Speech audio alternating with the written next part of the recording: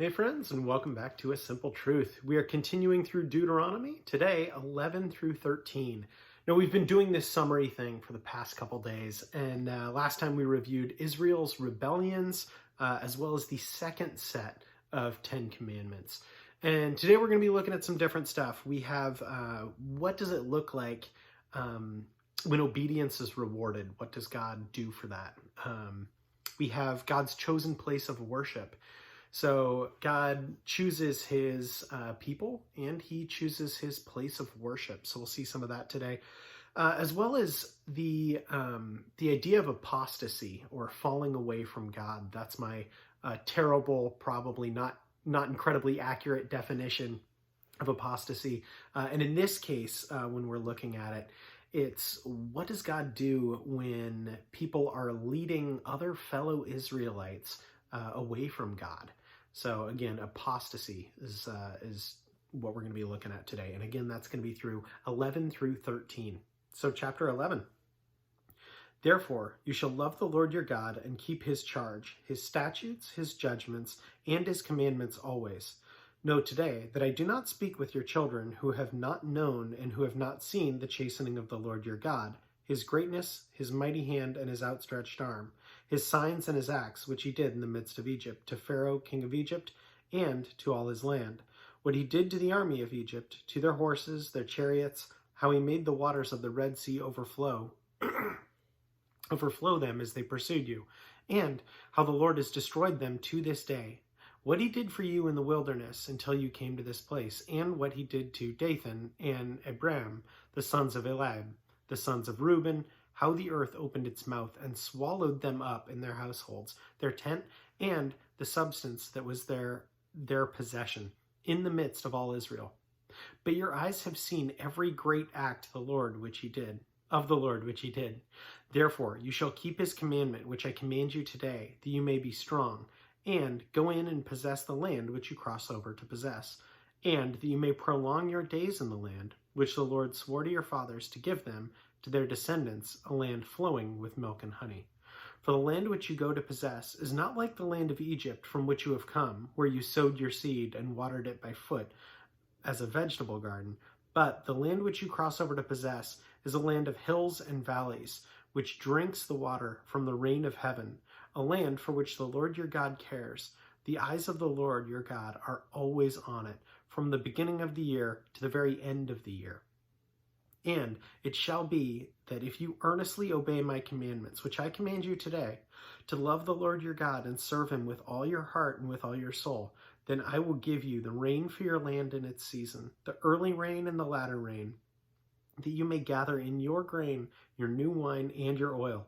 And I will send grass in your fields for your livestock, that you may eat and be filled. Take heed to yourselves, lest your heart be deceived, and you turn aside and serve other gods and worship them. Lest the Lord's anger be aroused against you, and he shut up the heavens, so that there be no rain, and that the land yield no produce, and you perish quickly from the good land which the Lord is giving you. Therefore you shall lay up these words of mine in your heart and in your soul, and bind them as a sign on your hand, and they shall be as frontlets between your eyes. You shall teach them to your children, speaking of them when you sit in your house, when you walk by the way, when you lie down, and when you rise up. And you shall write them on your doorposts of your house and on your gates, that your days may be the days of your children, may be multiplied in the land which the Lord swore to your fathers to give them, like the days of heaven above the earth. For if you carefully keep all these commandments which I command you to do, to love the Lord your God, to walk in all his ways, and to hold fast to him, the Lord will drive out all nations from before you, and will dispossess greater and mightier nations than yourselves. Every place which the sole of your foot treads shall be yours, from the wilderness and Lebanon, from the river Euphrates, even to the western sea shall be your territory. No man shall be able to stand against you. The Lord your God will put dread of you and fear of you upon all the land where you tread, just as he said to you. Behold, I say before you today a blessing and a curse. The blessing if you obey the commandments of the Lord your God, which I command you today. And the curse if you do not obey the commandments of the Lord your God, but turn aside from the way which I command you today, and go after other gods which you have not known. Now it shall be, when the Lord your God has brought you into the land which you go to possess, that you shall put the blessing on Mount Gerizim and the curse on Mount Ebal? Are they not on the other side of the Jordan, towards the setting sun, in the land of the Canaanites who dwell in the plain opposite Gilgal, beside the terebinth trees of Moreh? For you will cross over the Jordan and go into the land to possess the land which the Lord your God is giving you, and you will possess it and dwell in it, and you shall be careful to observe all the statutes and judgments which I set before you today. Chapter 12. There are these statutes and judgments which you shall be careful to observe in the land which the Lord your God of your fathers is giving you to possess, all the days that you live on the earth. You shall utterly destroy all the places where the nations which you shall dispossess served their gods, on high mountains and on the hills and under every green tree. And you shall destroy their altars, break their sacred pillars, and burn their wooden images with fire. You shall cut down the carved images of their gods and destroy their names from that place. You shall not worship the Lord your God with such things. But you shall seek the place where the Lord your God chooses, out of all the tribes, to put his name for his dwelling place, and there you shall go. You shall take your burnt offerings, your sacrifices, your tithes, the heave offerings of your hand, your vowed offerings, your free will offerings, and the freeborn of your herds, and the firstborn of your herds and flocks. And there you shall eat before the Lord your God, and you shall rejoice in all to which you have put your hand, you and your household, in which the Lord your God has blessed you. You shall not at all do as we are doing here today, every man doing whatever is right in his own eyes. For as yet you have not come to rest in the inheritance which the Lord your God is giving you. But when you cross over the Jordan and dwell in the land which the Lord your God is giving you to inherit, and he gives you rest from all your enemies all around, so that you dwell in safety, then there will be the place where the Lord your God chooses to make his name abide. There you shall bring all that I command you, your burnt offerings, your sacrifices, your tithes, the heave offerings of your hand, all of your choice offerings which you vow to the Lord.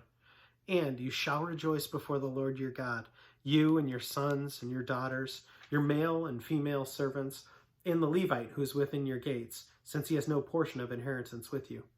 Take heed to yourself that you do not offer your burnt sacrifices in every place that you see, but in the place that the Lord chooses, in one of your tribes. There you shall offer your burnt offerings, and you shall do all that I command you. However, you may slaughter and eat meat within your gates, whatever your heart's desires, according to the blessings of the Lord your God, which he has given you. The unclean and the clean alike, the unclean and the clean you may eat of it, of the gazelle and the deer alike. Only you shall not eat the blood. You shall pour it on the earth like water. You shall not eat within your gates of the tithe of the grain of your new wine or your oil, of the firstborn of your herd or of your flock, of any of your offerings which you vow, or of your free will offerings, or of the heave offering of your hand. But you must eat them before the Lord your God in the place which the Lord your God chooses. You and your son and your daughter, your male servant and your female servant, and the Levite who is within your gates. And you shall rejoice before the Lord your God in all to which you put your hands. Take heed to yourself that you do not forsake the Levite as long as you live in your land. When the Lord your God enlarges your border as he promised you, and you say, let me eat meat, because you long to eat meat, you may eat meat as much as your heart desires. If the place where the Lord your God chooses to put his name is too far from you, then you may slaughter from your herd and from your flock which the Lord has given you, just as I have commanded you, and you may eat within your gates as much as your heart desires. Just as the gazelle and the deer are eaten, so you may eat them. The unclean and the clean alike may eat them. Only be sure that you do not eat the blood, for the blood is the life. You may not eat the life with the meat. You shall not eat it, and you shall pour it on the earth like water. You shall not eat it, that it will go well with you and your children after you, when you do what is right in the sight of the Lord. Only the holy things which you have and you have your vowed offerings you shall take and go to the place which the Lord chooses. And you shall offer your burnt offerings, the meat and the blood, on the altar of the Lord your God, and of the and the blood of your sacrifices shall be poured out on the altar of the Lord your God, and you shall eat all the meat. Observe and obey all these words which I command you, that it may go well with you and your children after you forever, when you do what is good and right in the sight of the Lord your God. When the Lord your God cuts off from before you the nations which you go to dispossess, and you displace them and dwell in their land, take heed yourself that you are not ensnared to follow them after they are destroyed from before you, and that you do not inquire after their gods, saying, How did these nations serve their gods? I also will do likewise. You shall not worship the Lord your God in that way, for every abomination to the Lord which he hates they have done to their gods. For they burn even their sons and daughters in the fire to their gods. Whatever I command you, be careful to observe it. You shall not add it, nor take away from it. Chapter 13. If there arises among you a prophet or a dreamer of dreams, and he gives you a sign or a wonder, and the sign or wonder comes to pass, of which he spoke to you, saying, let us go after other gods, which you have not known, and let us serve them, you shall not listen to the words of the prophet, or that dreamer of dreams. For the Lord your God is testing you to know whether you love the Lord your God with all your heart and with all your soul. You shall walk after the Lord your God and fear him, and keep his commandments and obey his voice. You shall serve him and hold fast to him. But that prophet or that dreamer of dreams shall be put to death, because he has spoken in order to turn you away from the Lord your God, who brought you out of the land of Egypt and redeemed you from the house of bondage, to entice you from the way in which the Lord your God commanded you to walk. So you shall put away the evil from your midst. If your brother, the son of your mother, the son of your daughter, your son or your daughter, the wife of your bosom, or your friend who is as your own soul, secretly entices you, saying, let us go and serve other gods, which you have not known, neither you nor the fathers, of the gods of this people which are all around you, near to you or far off from you, from one end of the earth to the other end of the earth. You shall not consent to him, or listen to him, nor shall your eye pity him, nor shall you spare him or conceal him, but you shall surely kill him. Your hand shall be first against him to be put to death, and after the hand of all the people. And you shall stone him with stones until he dies, because he sought to entice you away from the Lord your God, who brought you out of the land of Egypt, from the house of bondage. So all Israel shall hear and fear, and not again do such wickedness as this among you. If you hear someone in one of your cities, which the Lord your God gives you to dwell in, saying, corrupt men have gone out from among you, and entice the inhabitants of their city, saying, let us go and serve other gods, which you have not known, then you shall inquire, search out, and ask diligently. And if it is indeed true and certain that such an abomination has committed among you, you shall surely strike the inhabitants of that city with the edge of the sword, utterly destroying it, all that is in it and its livestock, with the edge of the sword. And you shall gather all its plunder into the middle of the streets, and completely burn with fire the city and all its plunder, for the Lord your God. It shall be a heap forever, it shall not be built again. So none of the accursed things shall remain in your hand, that the Lord may turn from the fierceness of his anger, and show you mercy, and have compassion on you, and multiply you, just as he swore to your fathers, because you have listened to his voice, to the voice of the Lord your God, to keep his commandments, which I command you today, to do what is right in the eyes of the Lord your God. So I love that. I love that there is this really fine defining line for God and his people. That's what he has. He has the highest expectations and absolutely no time for evil or corruption. I've heard it said that humans are a big player or a big part of the Bible, but the true main character, the true protagonist of the Bible is God. And this is God dealing with and trying to help his people understand and keep them pure before him. And if he's a righteous judge, this is his judgment. But that doesn't mean that obedience is always easy. And I know that that's something that I struggle with daily. But it is, again, nice to know that that grace is extended.